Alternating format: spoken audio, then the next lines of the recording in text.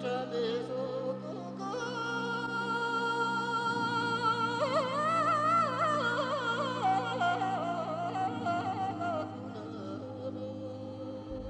we went to the Norbalinka Palace, which was the summer palace and built in 1755 for the 7th Dalai Lama.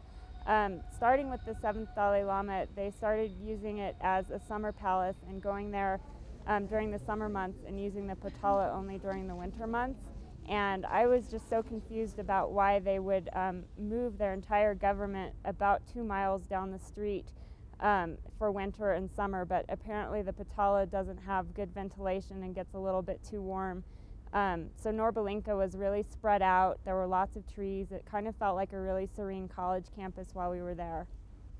First we went to the room of the 7th Dalai Lama, and it was kind of interesting. It almost looked to me like the whole place was in the process of fading away. The colors were really muted and kind of faded, and the whole place just looked like it was almost disappearing before your eyes. It was kind of interesting. After the 7th Dalai Lama's palace, we went to the 13th and 14th Dalai Lama's palace, and that one particularly looked like it had just been abandoned, which actually I guess it had been when the Dalai Lama left. That was actually the palace that he escaped from dressed as a Tibetan guard. Both palaces were set in a really nice area. There was a whole large grounds that you could wander around for a while. There was a man-made lake, and there was a lot of woods.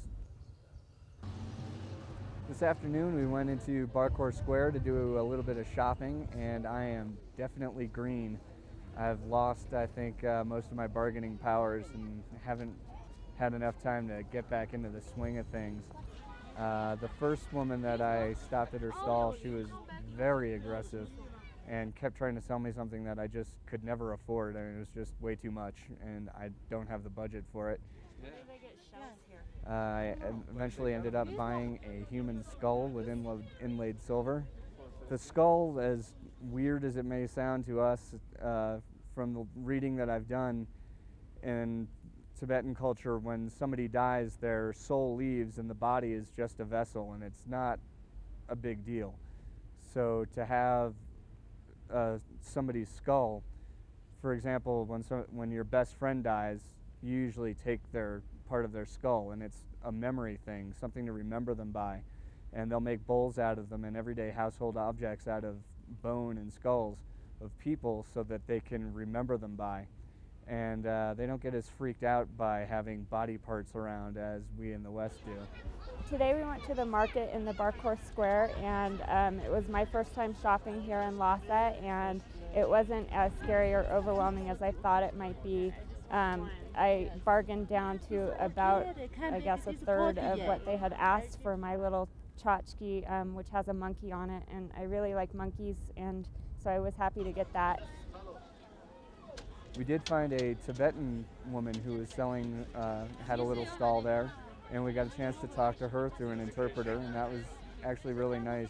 She's been there for about 5 years selling the stuff. She works every single day, apparently doesn't take any vacations. She buys her goods mostly from Tibet. She had a lot of interesting, wide variety of things, and I think packing that stuff up every night and unpacking it every morning, that's got to be a huge chore in and of itself.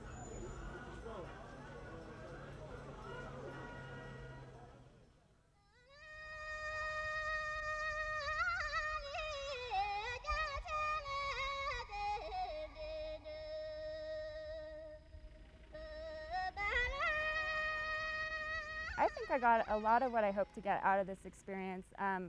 I think first and foremost I wanted to experience a third world country. I'm not sure if this counts as third world anymore. It seems to be fairly modernized. But I wanted to experience a different culture, meet new people, and see different sights and sounds, and Tibet delivered that in an overwhelmingly positive way. The scenery was beautiful, the people were wonderful, and I really had a nice time just seeing different sights, and I felt that I got to see some of the religious aspects, some of the cultural aspects, and just really get to see different parts of life here, political and religious and just day to day. My biggest perception that has changed from having spent time here in Tibet, and I'm really surprised about this, is I'm no longer sure that Tibet really needs to be an independent nation. Before I came, Free Tibet seemed like such an obvious and cut and dry statement. I was like, of course, Free Tibet. Why wouldn't you want them to be Free Tibet? And now, having been here and having talked to some Tibetans about the whole situation, I'm not at all sure that Tibet needs to be an independent state, and I'm not the least bit convinced that most Tibetans even want that. I'm hoping that my experience here will allow me to talk to people, especially those people that make a simplified view of the Free Tibet campaign, and maybe convey not a straight answer, but just get them to think a little bit more about how maybe the only source of information they have is the American media, and that there might be other viewpoints to be had. I would really like to share some of the information I've learned here. Because of language differences, I didn't really get a chance to find out too much what Tibetans think of America or Americans, but I can say that there were a number of times when people asked me where I was from and I would say America, and it was always greeted with a smile and, oh, America, America, America. It was always a happy response, which I was glad to hear. I was a little nervous the first few times I said I'm an American. A lot of times overseas when you say that you get scorn and bad looks, but here everybody seemed pretty happy to say hello and glad I came so far to see their country.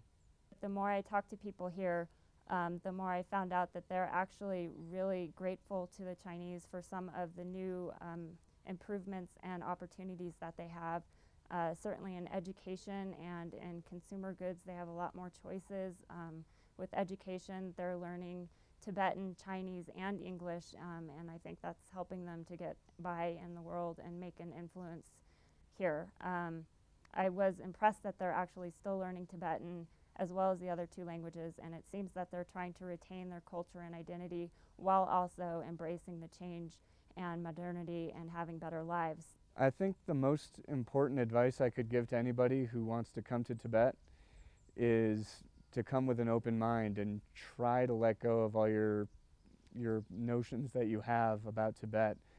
I know personally I had a lot of notions that were sort of force-fed to me, and I'm now realizing more than ever that American media and just the American point of view is really, really one-sided.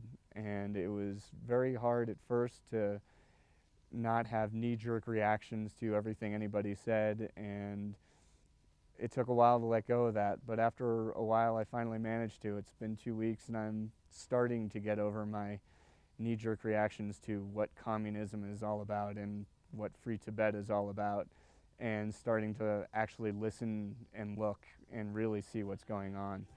And I think that's a very important thing for anybody coming here.